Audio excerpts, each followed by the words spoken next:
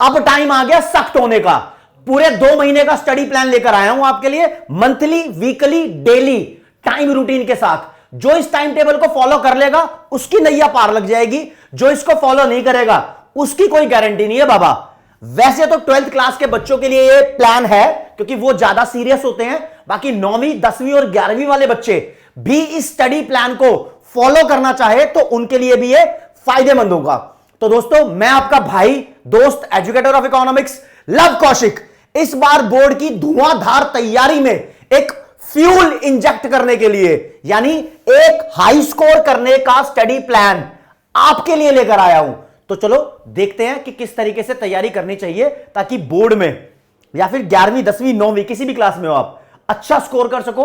अपने सपनों को साकार करने में आपकी ये बहुत बहुत हेल्प करेगा। और इस वीडियो को एंड तक देखना ताकि आपको आपके फ्रूट्स मिल सके।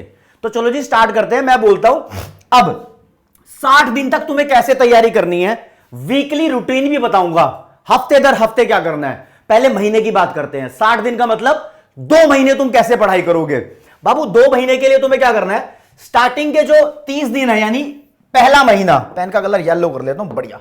इसमें क्या करना है, सबसे पहले चैप्टर्स को रीड करेंगे आप, अपनी एक्सरसाइज के क्वेश्चन सॉल्व करेंगे और एक अच्छी स्टॉक ऑफ नॉलेज बिल्ड करेंगे अपने दिमाग में।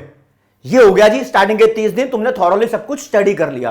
कौन सी एक्सरसाइज के क्वेश्चन करेंगे, जो भी तुम्हारे रेस्पेक्टिव सब्जेक्ट की बुक लगाई हुई है। अगर एनसीईआरटी है तो एनसीईआरटी के क्वेश्चन सॉल्व करो, अगर कोई दूसरा ऑथर लगाया हुआ है तुम्हारे रेस्पेक्टिव टीचर्स ने तो उसके क्वेश्चन सॉल्व करो।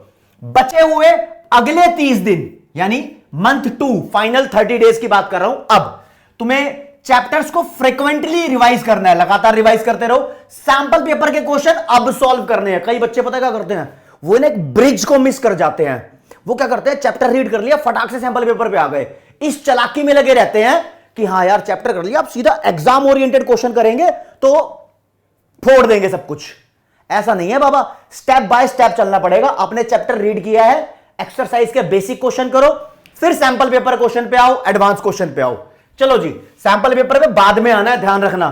जो पहले सैंपल पेपर कर लेगा ना उसको नुकसान होगा। आधों से तो क्वेश्चन ही नहीं बनेंगे, सॉल्व ही नहीं कर पाएंगे, फिर कहेंगे हमसे तो होता ही नहीं है। नहीं, वो नहीं करना। फिर क्वेश्चन बैंक्स भी होंगे तुम्हारे पास, प्रीवियस ईयर क्वेश्चंस की स्टॉक होंगी। 10 ईयर मार्केट में अवेलेबल है, बाकी पीडब्ल्यू के प्लेटफॉर्म पे टीचर्स आपको करा देते हैं प्रीवियस ईयर क्वेश्चंस। और ऑनलाइन मॉक टेस्ट दो भाई, और काम करो अपने वीक एरियाज पे। अपने वीक एरियाज कब तुम्हें पता लगेंगे, आपको स्टार्टिंग के 30 डेज में यह पता लग जाएगा कि तुमसे क्या नहीं हो पा रहा, वो तुम्हारे वीक एरियाज होंगे। ठीक है, उसको बार बार रिवाइज करो। चलो जी, ये तो मैंने ओवरव्यू बता दिया, स्टार्टिंग के 30 दिन क्या करोगे और अगले 30 दिन क्या करोगे। इसको हफ्ते दर हफ्ते यानी वीकली रूटीन के साथ समझो। अब जरा कैडी चीज ये है कि हफ्ते दर हफ्ते क्या करेंगे। चलो जी बात कर लेते हैं।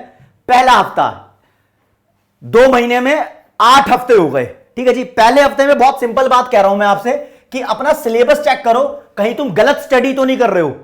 यानी आप क्या वो टॉपिक भी याद कर रहे हो जो कोर्स में है ही नहीं, डिलीटेड हो गए। क्योंकि सीबीएसई में भाई बहुत कुछ रिवाइज हुआ है, और आपका जो भी रेस्पेक्टिव बोर्ड है, स्टेट बोर्ड है, उसका सिलेबस चेक करो, कहीं तुम गलत तो नहीं पढ़ रहे। फिर आप देखो कि आपके पास स्टडी मटेरियल है या नहीं है, कलेक्ट करो उसको, फिर प्रिपेयर करो एक टाइम मैनेजमेंट स्ट्रेटेजी, ताकि आप हर एक सब्जेक्ट को एक स्पेसिफिक अमाउंट ऑफ टाइम दे पाओ। यानी भाई इस सब्जेक्ट में इतना टाइम, इस सब्जेक्ट में इतना टाइम, इस सब्जेक्ट में इतना टाइम, लगता ही लगता है। ठीक है जी, दूसरे हफ्ते पे आ जाओ जी, तो रिवाइज करने स्टार्ट करो अपने चैप्टर और सॉल्व करो एनसीईआरटी की एक्सरसाइज। ज्यादातर जगह पर एनसीईआरटी फॉलो की जाती है, लेकिन फिर भी बहुत बेहतरीन बेहतरीन ऑथर्स हैं जो एनसीईआरटी को रिप्लेस कर रहे हैं आजकल। उसके एक्सरसाइज क्वेश्चन स्टार्ट करने, मतलब सॉल्व करने स्टार्ट कर दो। चलो जी, आप कहोगे सर रिवाइज द चैप्टर्स, मतलब स्टडी तो किया नहीं अभी। भाई स्टडी नहीं है क्या, तो यहां पर स्टडी कर लो। अगर पूरे साल के अंदर तुमने कुछ किया हुआ है तो उसको रिवाइज कर लो। फिर 3rd वीक में करो, जो चैप्टर्स किए हैं उसके sample papers, previous year questions, और फिर मॉक टेस्ट भी साथ के साथ दो, हो सके तो उन चीजों के जो चीज तुम कर रहे हो। ओके, रिपोर्ट है। फिर दोस्तों वीक 4 बोलता है analyse your weak areas and work upon them. यानी पहले महीने का लास्ट हफ्ता है, यहां पर जो भी तुमने वीक एरियाज निकाले होंगे उस पर वर्क करो, और फिर तुम्हारे फाइंड रिवाइज द चैप्टर्स जो तुम्हें डिफिकल्ट लगते हैं। जो तुम्हें चैप्टर डिफिकल्ट लगता है तो उस पूरे चैप्टर को पढ़ो, कोई कॉन्सेप्ट डिफिकल्ट लगता है तो उसको पढ़ो। अगर वो प्रैक्टिकल क्वेश्चंस है तो प्रैक्टिकल क्वेश्चन किसी स्पेसिफिक फॉर्मूला या केस से रिलेटेड है तो उसको ही रिवाइज करो। ठीक है जी, छठे हफ्ते के अंदर आप प्रैक्टिस करोगे और प्रैक्टिस ही करोगे। कहां से? क्वेश्चन बैंक से, online papers and more things. छठे हफ्ते में धड़ धड़ाधड़ दे दनादन प्रैक्टिस पे प्रैक्टिस करनी है तुम्हें। ठीक है जी, और वीक 7 है तो take a turn towards final preparation by revising all the topics and solving as many types of questions as you can. यहां पर फिर से एक और बार तुम्हें रिवीजन करनी है अपने चैप्टर्स की थोरोली। तुमने शॉर्ट नोट्स बनाए हो तो शॉर्ट नोट्स की हेल्प ले सकते हो, तुम्हारे पास जो भी जरिया हो उसको रिवाइज कर जरूर करना। और फिर दोस्तों build a time management strategy for the paper, यानी जब पेपर तुम्हारे सामने आएगा तो उन 3 घंटों में तुम पेपर को सॉल्व कैसे करोगे उसकी टाइम मैनेजमेंट स्ट्रेटेजी प्रिपेयर कर लो। काफी सारे बच्चे बोलते हैं मेरे पेपर के अंदर 34 क्वेश्चन आएंगे, मैं 1 2 3 4 लाइन वाइज करूंगा। कुछ बच्चे बोलते हैं मैं उल्टा चलूंगा, 34 33 32 31 30 ऐसे क्वेश्चन सॉल्व करूंगा, लास्ट में क्वेश्चन नंबर 1 की बारी आएगी। कुछ बच्चे सोचते हैं पहले 6 नंबर के क्वेश्चन कर लेंगे, फिर 4 4 के, फिर 3 3 के, फिर 1 1 के। कुछ बच्चे प्लान करके चलते हैं पहले एमसीक्यू सॉल्व कर लेंगे, फिर बाद में आएंगे दूसरे क्वेश्चन पे। कुछ प्लान करके चलते हैं पहले न्यूमेरिकल सॉल्व कर लेंगे, फिर दूसरे क्वेश्चन पे आएंगे। तो जिस चीज में तुम फास्ट हो और एक्यूरेट हो, ध्यान रखना एक्यूरेसी भी इंपॉर्टेंट है, स्पीड और एक्यूरेसी जहां पर तुम्हारी मेंटेन हो रही हो उस स्ट्रैटेजी को फॉलो कर लेना। एग्जाम की गाइडलाइन जरूर देख लेना एक बारी और क्लोजली एनालाइज करो अपने सब्जेक्ट वाइज सैंपल पेपर्स को और प्रिपेयर तो कर ही लोगे एग्जाम की स्ट्रैटेजी।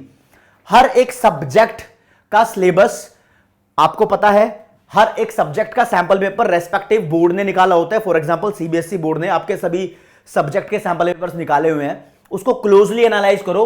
जो सैंपल पेपर बोर्ड निकालता है उसके बेसिस पे जरूर फाइनल में कुछ ना कुछ आपको देखने को मिलता है। यह भी एक सक्सेस मंत्र है, आप इस 8 हफ्ते के स्केड्यूल को भी फॉलो कर सकते हो। अब यह किसके लिए बताए?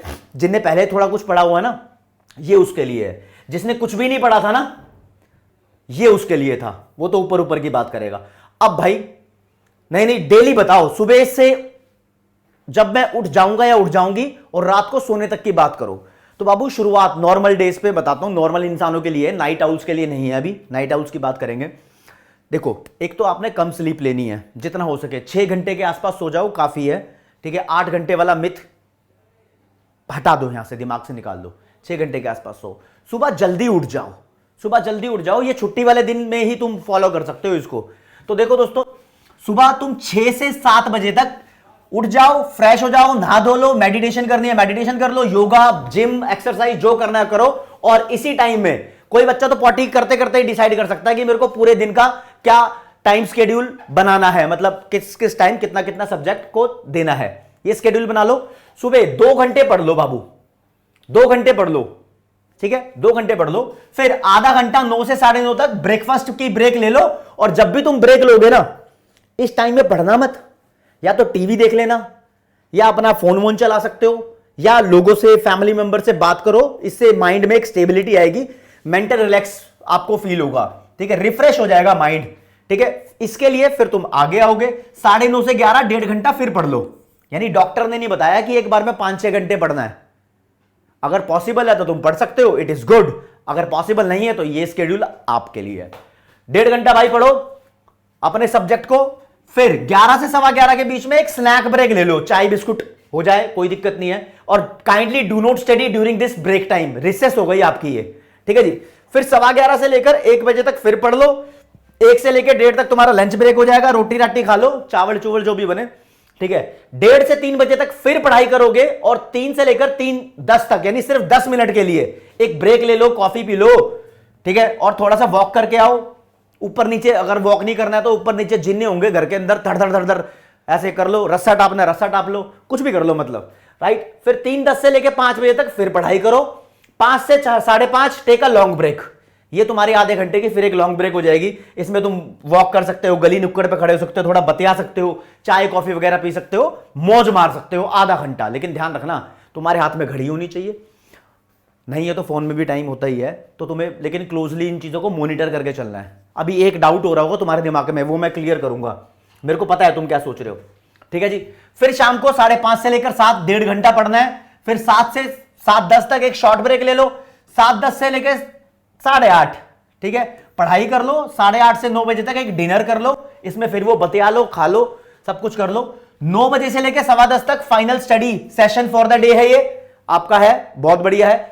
और 10:15 से लेकर 10:30 तक रिलैक्स करो, अपने आप को ठंडा करो, ठीक है। 10:30 बजे के बाद तुम अच्छी नींद ले लो। अब यहां देखो क्या है दोस्तों, जो तुम 10:15 से लेकर 10:30 है ना, अगर तुम्हारे पास पोटेंशियल है तो आप अगले दिन का स्केड्यूल पहले ही दिन बना लो, ठीक है। लास्ट वाला जो फाइनल सेशन होता है स्टडी का, इसमें पूरे दिन जो भी पढ़ा है उसको रिवाइज कर सकते हो। और मेरी सजेशन यह है कि अगर आपके पास थ्योरेटिकल सब्जेक्ट भी हैं और प्रैक्टिकल यानी न्यूमेरिकल क्वेश्चन वाले सब्जेक्ट भी हैं, तो सुबह सुबह के टाइम पर जब तुम स्टडी करते हो, जो तुम्हारा टाइम स्लॉट है, उसमें थ्योरी के सब्जेक्ट पढ़ो, ठीक है। थोड़ी सी बोरियत फील होगी तो नेक्स्ट ब्रेक में प्रैक्टिकल, फिर थ्योरी, फिर प्रैक्टिकल, फिर थ्योरी, फिर प्रैक्टिकल, ऐसे स्विच कर सकते हो आप। आपको बहुत बेहद अव्वल दर्जे का फायदा होगा। इसके बाद कुछ बच्चे कहेंगे सर हम तो रात को ही पढ़ते हैं। भाई नाइट आउल वाले रात को ही पढ़ लो, कोई दिक्कत नहीं है। 2-3 घंटे लगातार पढ़ते हैं, फिर कॉफी पी सकते हैं, चाय पी सकते हैं, 2-3 घंटे लगातार पढ़ सकते हैं। Depends on you and your potential. ये एक एवरेज तरीका था, ज्यादातर बच्चे इसको फॉलो कर सकते हैं, बाकी सभी बच्चों का अपना स्पेशल एक तरीका होता है, आप उसको फॉलो कर लो, आपके लिए वो बढ़िया। लेकिन मेरी बात मान जाना, एग्जाम से एक दिन पहले रिवाइज कर लेना चीजों को, रीड करना, अपने नोट्स अगर बनाए हैं मेमोराइज करना फॉर्मूलाज को, और रिलैक्स करना, चिल मारना। हो सके तो मूवी देखनी हो तो देख लेना, नाटक देखना हो देख लेना, मौज मारना, बतियाना, क्योंकि दिमाग जितना रिलैक्स होगा एग्जाम में आप उतना अच्छा स्कोर कर सकते हो। ये उन बच्चों के लिए बात है जो पूरा कोर्स कर चुके हैं, बढ़िया तरीके से रिवाइज कर चुके हैं। जो थोड़े बच्चे परेशान रहते हैं वो आखिरी दिन भी पढ़ो, जिनके पास कॉन्फिडेंस नहीं है वो लास्ट दिन भी सैंपल पेपर करो, वो पढ़ते रहो पढ़ते रहो पढ़ते रहो, क्या पता कि क्या चीज पेपर में आ जाए। हैं कोई बंदा कहता है नहीं यार लास्ट दिन भी पूरे देर पढ़ते रहेंगे ना तो पेपर में नींद आ जाएगी। अजी हाँ, पेपर में नींद आ जाएगी। पेपर तो नींद उड़ा देने वाली चीज होती है। पेपर देख के तो अच्छों की नींद गायब हो जाती है, पेपर में नींद नहीं आती, समझ रहे हो। तो दोस्तों ये मेरी तरफ से आपके लिए स्टडी प्लान था। आपको कोई कमी पेशी, कोई डाउट हो, कोई और चीज हो जो तुम चाहते हो कि तुम्हारा भाई दोस्त एजुकेटर ऑफ इकोनॉमिक्स तुम्हारे लिए कुछ प्रिपेयर करके लाए, तो आप मुझे कमेंट सेक्शन में वो बता सकते हो। मैं आपकी सारी बातें सुन रहा हूं। आप बोल रहे हो सर ये स्ट्रैटेजी, वो पर्टिकुलर प्रॉब्लम है, उसको सॉर्ट करो, तो मैं टाइम वाइज आपके लिए सब कुछ लेकर आ रहा हूं। आज के लिए इतना ही दोस्तों। जय हिंद, जय भारत, नमस्कार, धन्यवाद।